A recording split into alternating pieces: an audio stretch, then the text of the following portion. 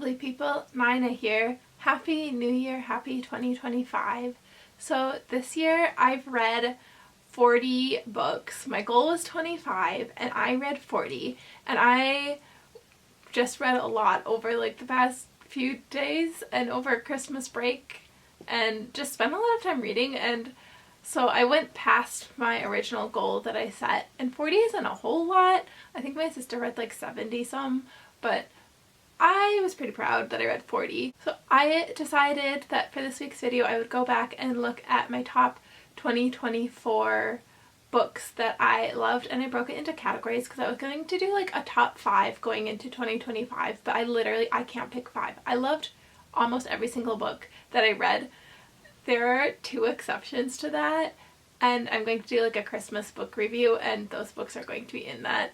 So it's not that I hated them, but like I just didn't love them. I'm going to do my top books of 2024. My first category that I chose was children's books. I love children's books because I love the illustrations. I just think they're very beautiful and very cute and just very well done. As you know, probably I'm a big Moomin fan. I really considered putting Moomin in here because I just love it. I instead am putting The Boy, the Mole, the Fox, and the Horse. This book, I just got this, and I read it a few days ago on Christmas, or maybe the day after Christmas, around that time.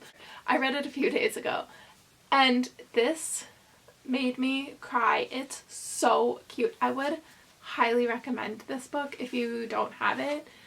The author talks about how there's not like a whole lot of like writing. It obviously has writing in it, but he's mainly an illustrator, and he writes a story about the boy, the mole, the fox, and the horse, and like them meeting and like going on their little adventure.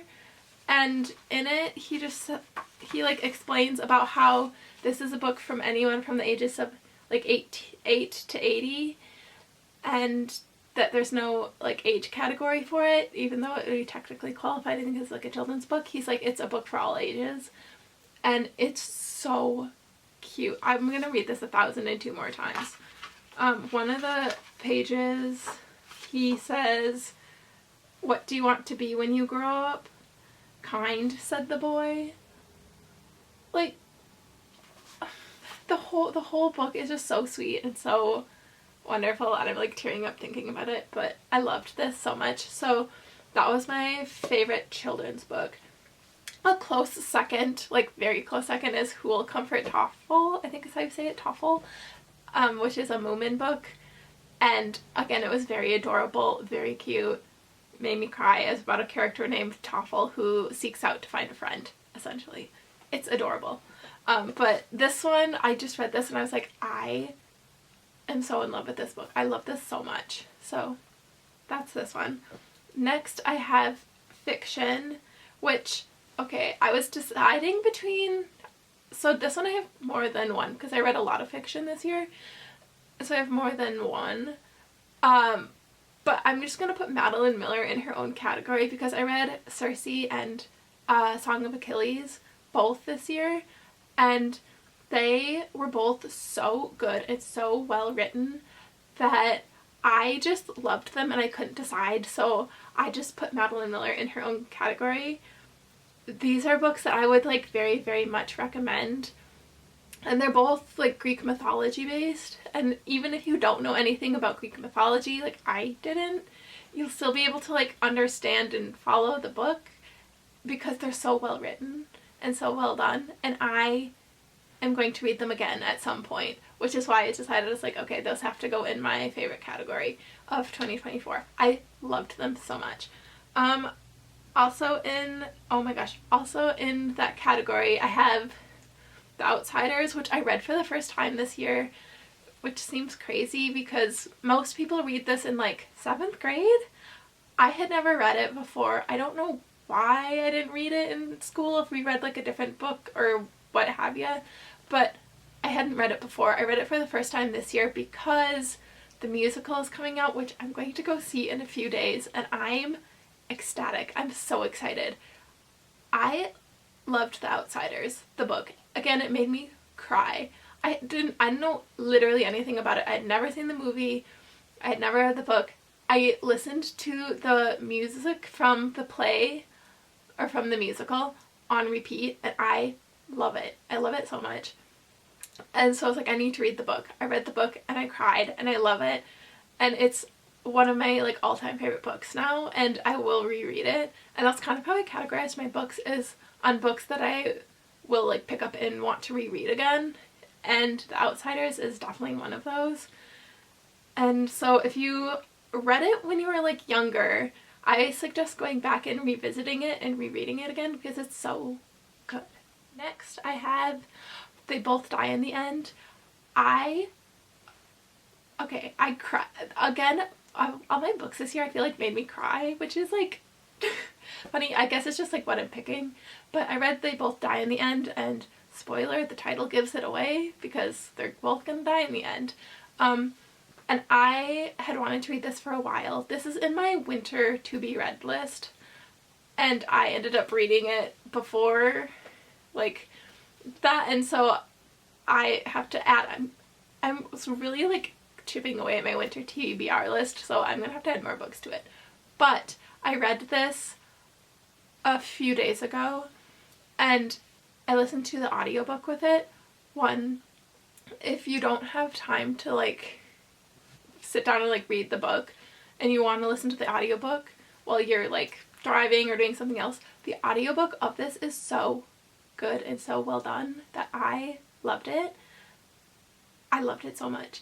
And the book had me like not wanting to put it down. I did not want to put it down. I was like page after page. It switches like POVs between different characters in the book and then connects them all together. It's so good. If you don't know what this one is about, it's about two people who like, it focuses mainly on them, who get their final death call, that they have 24 hours to basically live their lives, and they meet on an app for like people who are living their final lives. That's a very short summary, and they like take a day and have like an adventure together. It's so sad and it's so beautifully well done and it's so well written. I loved it. There's a sequel, kinda. I don't know. I think it's maybe written from a different POV or something. I'm not sure. But there's a second one. I don't know if I'll read it. I don't know yet. I don't know. But I loved the first one, which makes me sometimes nervous to read the sequel because if I don't like it, I'll be very sad. So that was that one. Highly, highly recommend. Really loved it. I will reread it. I will be reading that again. Okay, the next category I have would be categorized as romance books, and I have two for that.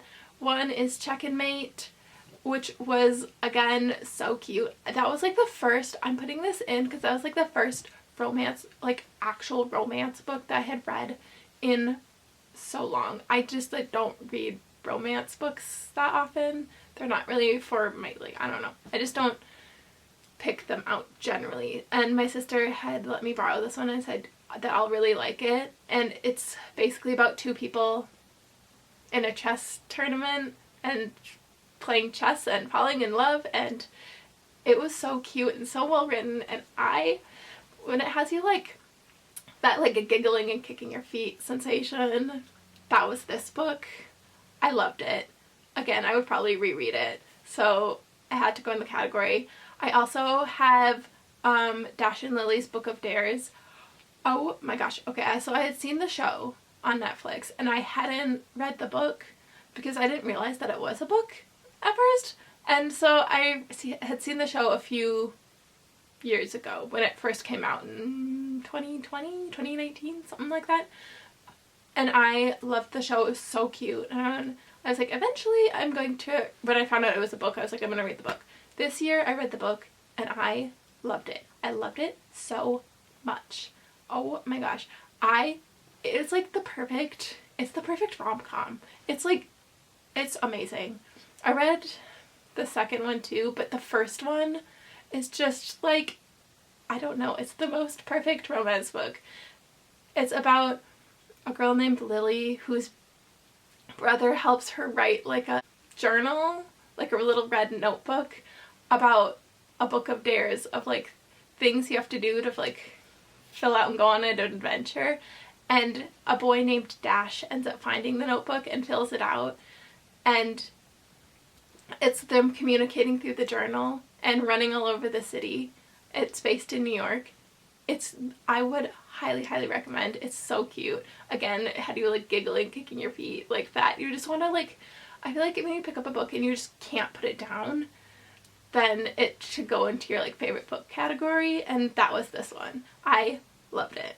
My next genre is poetry, and you know how much I love poetry. I read a lot of poetry.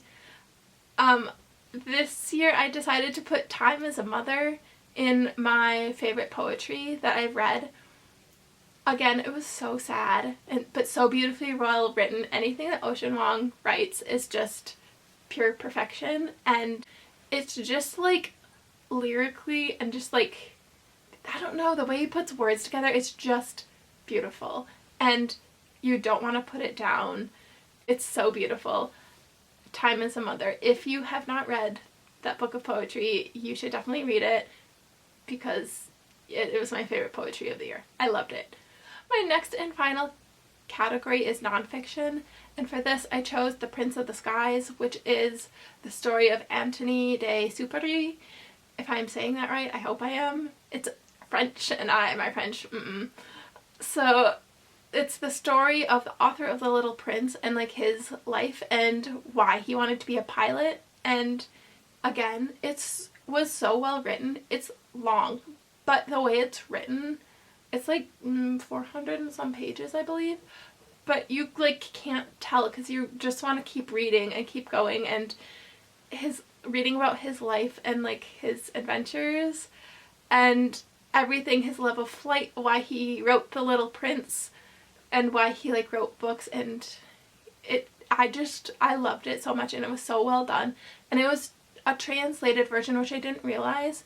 I don't remember, is it maybe originally written in French? That would make the most sense. I don't recall, but I made it translated into English, and so I read that this year and I loved it. I love learning about like biography, autobiography, and like learning about people's lives, and I just couldn't put this down.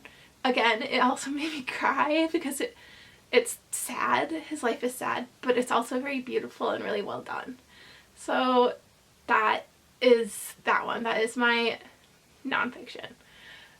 So those are all of my top books that I've chosen for 2024. I read so many good books this year that it was so hard to like weed through and like decide what my favorite was, but those were my top ones that I chose. So yeah, let me know what you've been loving in 2024, if you had a favorite book that you read, and what you want to read in 2025. That is it for this week's video. I love you all, and I will see you all on Friday with a brand new video. Bye!